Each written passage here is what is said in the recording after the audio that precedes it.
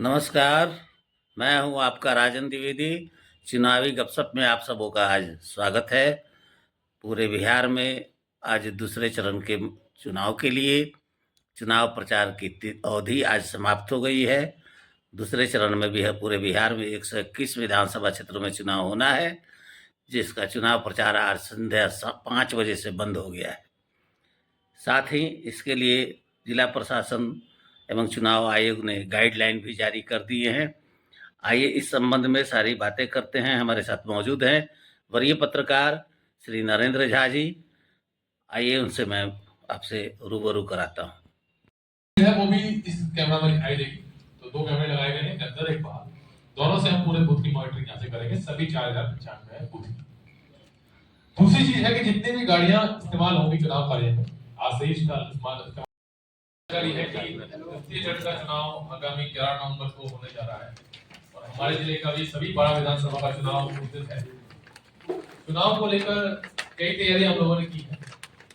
सबसे पहली जो बदलाव इस बार अब दिखाई दे रहा है वो है कि इस बार हमारे सभी 100% बूथ पर, यानी कुल बूथ की संख्या है 4095, सभी 100% बूथ पर सीसीटीवी लगा होगा, जो कि आपको कंट्रोल रूम के माध्यम से दिखाई दे रहा है।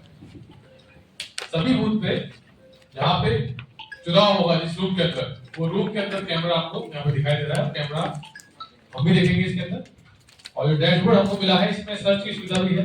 हम लोग कुछ बूथ भी चेक कर सकते हैं, इन बूथ को लगातार देखना है हमको, यहाँ पे भीड़ ज्यादा वो भी देख सकते हैं। तो ये काफी फंक्शनलिटी वाला कैमरा है और इसमें आवाज भी सुनाई देती है।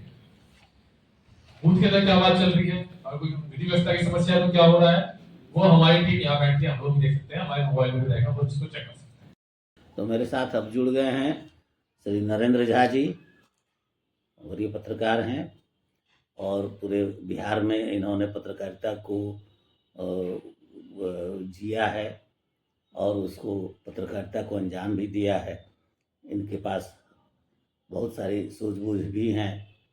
तो आज हम बात करते हैं कि आज जब चुनाव प्रचार थम गया है और प्रशासन की पूरी तैयारी हो चुकी है, तो इस समय क्या क्या तैयारियां हैं जो प्रशासन, अभी हम लोग पूर्वी चंपारण में बैठे हुए हैं, तो यहीं से शुरुआत की जाए कि कहाँ क्या तैयारियां हैं। जी, ऐसा है राजन जी, चुनाव प्रचार थम गया है। सारे लोग, सभी पार्टियां, सभी दल के लोग आज चुनाव के अंतिम दिन अपने अपने स्तर से प्रचार प्रसार पूरा भरपूर दमखम से किया है। लोग प्रशासन के तरफ से भी चुनाव को लेकर पूरी तैयारी कर ली गई है। पूर्वी चंपारण में 495 कुल बूथ है। इन सभी बूथों पर प्रशासन की ओर से अर्धसैनिक बल की प्रतिनियुक्ति कर दी गई है। सभी बूथों पर सीसीटीवी कैमरा लगाने का व्यवस्था हुआ है। किसी भी तरह लाइव वेबकास्टिंग करने की व्यवस्था है। वहाँ पर बूथ में कुछ भी होगा, सीधा जिला प्रशासन सीधा अपनी नजर से देखेगा। प्रशासन की एकदम वहाँ नजर कैमरे से रहेगी। एक एक पल का रिपोर्ट प्रशासन अपना यहाँ मुख्यालय में बैठ के लेता रहेगा, हर बूथ से कनेक्ट रहेगा। किसी भी असामाजिक तत्व को या किसी भी तरह गैर कानूनी लोगों को एक बात मैं बता दूं कि पहले जो होती थी कि संवेदनशील और अति संवेदनशील बूथों की एक गिनती होती थी, लेकिन अब की बार के चुनाव में यह स्पष्ट हो गया है कि संवेदन और अति संवेदनशील शब्दों का इस्तेमाल ही नहीं किया गया है। सभी बूथों पर सभी अब नॉर्मल बूथ हो गए हैं। हाँ, पूरी सुरक्षा में सभी बूथ हैं। सभी बूथ पूरी सुरक्षा में है और पूरा अर्धसैनिक बल के नियंत्रण में 4 लेयर में सुरक्षा व्यवस्था की गई है। इसमें अर्धसैनिक बल है, जिला पुलिस है, स्थानीय पुलिस है, ये सब लगाए हुए हैं। उसमें भारत नेपाल सीमा भी सील कर दी गई है। वो कल से ही सील है। भारत नेपाल सीमा कल से ही सील है। 8 तारीख से ही सील है, जो 12 तारीख को खुली। हाँ, 12 तारीख को सुबह में 6 बजे वो सीमा खुल जाएगा। वो भी अपना SSB का जो है वो पूरा नियंत्रण में है सीमा। वहाँ से भी किसी तरह के असामाजिक गतिविधि रखने वालों पर नजर रखी जा रही है। पूरी प्रशासन मुकम्मल अपनी तैयारी कर ली है चुनाव की, इसमें कोई दुमत नहीं। कुल 95 उम्मीदवार हैं यहाँ के 12 विधानसभा क्षेत्र में।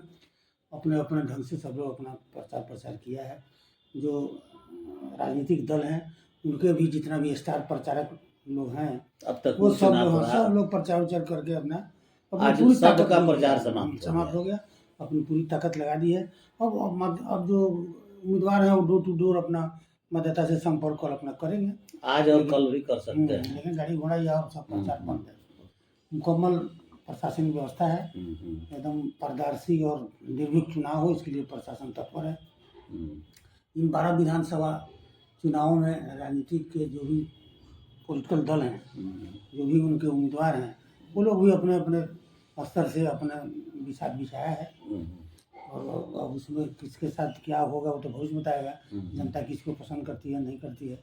लेकिन तैयारी पूरी है, सभी दल खास करके भाजपा और महागठबंधन के लोग और जनसुराज, ये लोग अपनी पूरी प्रचार में अपना पूरा ताकत झोंका है।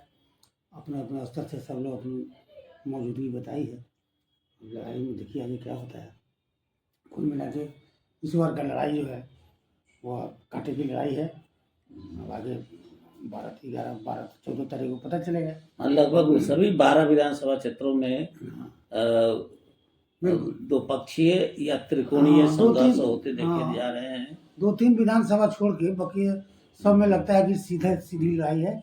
डायरेक्ट ये दोनों गठबंधन में आमने सामने की लड़ाई है। त्रिकोणीय संघर्ष में जैसे हमें लगता है चिरैया है, उसको ढाका विधानसभा है, ढाका है, चिरैया है, सुगौली है और एक रक्सौल, मोतिहारी भी माना जाए। मोतिहारी भी उपस्थिति है जनसुराज की, प्रयास में लगे हैं। और एक दिव्यांशु भारद्वाज भी हैं, वो चतुष्कोणीय बनाने में लगे हुए हैं, प्रयास में लगे हैं।